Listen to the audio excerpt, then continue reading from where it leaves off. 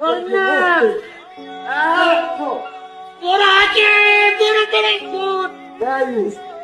برو سلام خوبی؟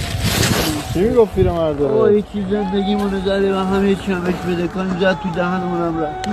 چرا برچی زدت؟ ای نداره آقا بیا همونو آقا من خدا من خدا آقایی کمی دارم باید مشتریمونه ممنونت.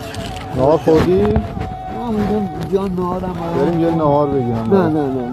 نه آقا چرا؟ من آدم خراب بس برم از دست من خود شیرینی جمع کرده بودم و داشتم اینجا ریخ رو شیرینیم آتا آشکاله جانم با داریم میبینی برکت خدا اینجا چی واسه گو قرم ساق به تو چی واسه